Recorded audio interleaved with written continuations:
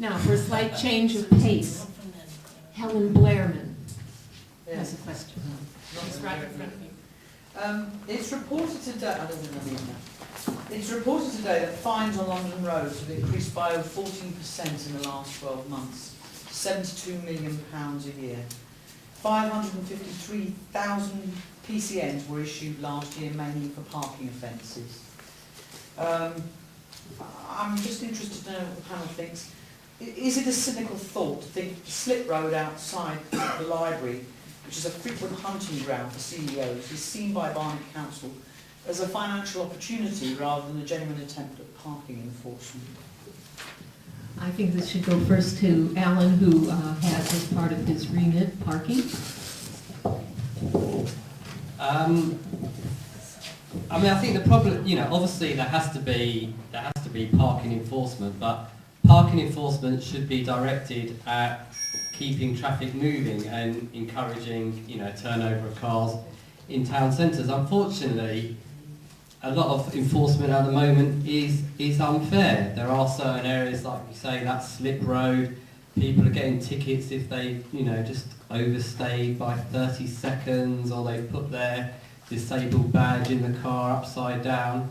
And I think this is why there needs to be, a change of approach to parking. We need to see parking not as a means of, it's not primarily a means of raising revenue. And parking enforcement in Barnet has become unfair, and traders feel it's not just about cash parking, it's not just about parking charges. Traders come to feel that the aggressive nature of parking enforcement is actually, affecting their business. So that's actually, one of our, as we're talking, as it seems to be a past political broadcast, one of a Labour pledges for the thing is to do, as well as bringing back cash parking, is to make parking enforcement fairer, because that is what, that is a big problem. And the slip road outside the library is a small example compared with, I know there are some, lots of other roads where this is happening, but I think we just need a change of approach, and we need to see parking as not being about maximising revenue. Can I just, before you give that up, ask you to elaborate a little more, because whoever gets in, what can you do to make it fairer when it's run by a private company? It's run by a private company, but that is still a contract with the council. So, we've got the ability to, to make sure that parking wardens are properly trained and that they take the approach to enforcement that is set down by the council. So, we would ask them to take, a different approach, and that's part of our, policy for fair enforcement. So, it's run privately, but it's still a contract with the council, so we've got the ability to influence what they do. Yeah. Okay. Next. I decided that I would use the subject of parking as a first subject in the newsletter, which is hot off the press, and copies of which are available at the back, and reveal the figures that Mr. Mustard has uncovered. That in the first year, when NSL, the company that runs the parking, was in charge of the parking, and it was in charge during 9 to 10 months of that first year, the number of tickets went up by 30,000. 30,000 more tickets were issued. But the amount of revenue that the borough was able to draw from those dropped by 1.4 million. And I mean, that is staggering. Not only is privatising the parking rotten for the revenue, they said, oh yes, we'll privatise and we'll save money. Not only is it not saving money, it's dropped by 1.4 million. There are various reasons for this, but some of it is, well, a good part of it is pure inefficiency and the fact that people appeal the tickets and get their money back. But also, they hire their staff on rotten terms, and initially in my copy I had said and set swinging targets, and Mr. Mustard advised me to take that part of the copy out because he says it cannot be proven. But I cannot libel, I must not libel myself here in this public forum, but I have my suspicions about that.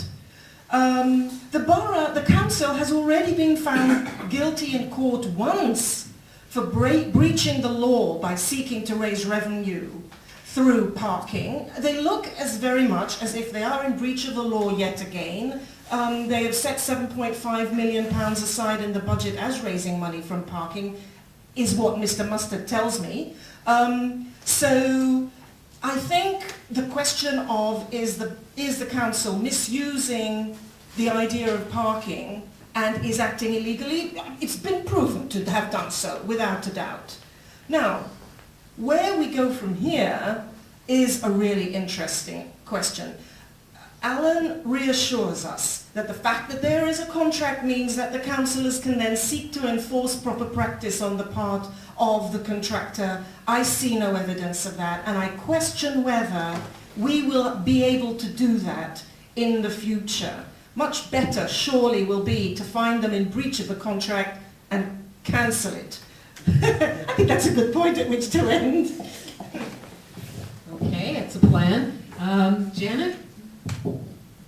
Okay, well, I'm sure it is a revenue raiser, and the council, I suppose, do need to raise money, and when I drive around in my car, it's very traumatic parking, and I try to take my car as little as possible because I just can't cope with it anymore. So yes, and yes, tickets are issued wrongly and all those things. As far as I can see, the only way for the council to control the situation is for them to take it back in-house. There is no other way. And I don't know if this would cost more money. I suspect it might not. And I'm sure that a lot of the employees who were transferred to NSL will be very happy to come back as Barnet employees, even if they are no longer to have, even if their pay their situation was restructured in Barnet and they weren't getting as much as they were before, they would have more safety and security, I would suspect, as Barnet employees and as NSL employees. So from everybody's point of view, it's certainly something worth looking at. I don't know how long the contract has to run, and I don't know how easy it is to get out of it. Councillor Schneiderman would know that better. But I don't see, I think I would like to see it as a commitment that eventually it comes back into Barnet. Can I just say that the people who were transferred to NSL have worse pay and conditions Yes. than they did as part of Barnet, because you cannot enforce the London living wage on a private company. I believe I'm right there. Peter.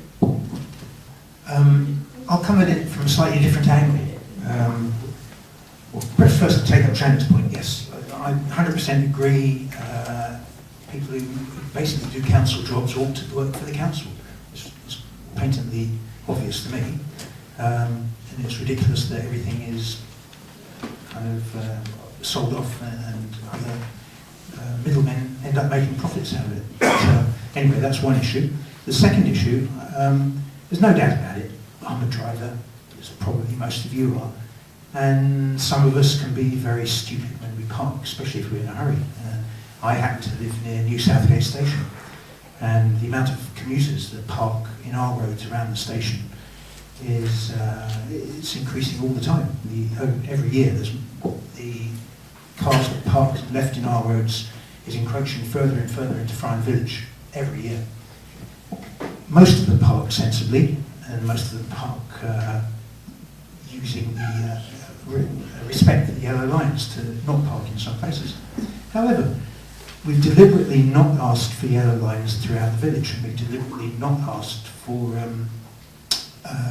certain time parking. I forget what the name of it is now, where you can only park for an hour a day or something to stop commuting. Sorry? CPZ. CPZ, that's right, yeah. So we've deliberately not gone down that road. On the other hand, we still occasionally, it doesn't happen very often, but we still occasionally get people double parking in what are very narrow roads. And it does cause the residents a huge problem. And also, if there was an emergency, it would cause huge problems for ambulances, fire engines to get through. So, unfortunately, some of us who drive don't park correctly. We don't park with due consideration. So unfortunately, parking wardens are sometimes needed to enforce the rules. There's no doubt about that. But coming at it from a slightly obtuse angle, I am also very much in favour of improving public transport, so we don't need to rely on our cars so much. I very much welcome the fact that Barnet, at long last, has agreed, it's quite surprising, has actually agreed to supporting the new tramway system that's coming over from West London. It started off in Ealing, where the Ealing councillors were trying to get the tram system over there. So slowly it's been campaigning through Brent and so on, and recently I saw that Barnet are actually also now supporting the creation of a new tram system. I think it's ridiculous that we've lost our trams. All major cities in the world have tram systems and they work very well. It makes us far less reliant on our cars. And so that's the route I would go down. I've got a car, I drive it, I wish I didn't have to. I'd much rather use public transport.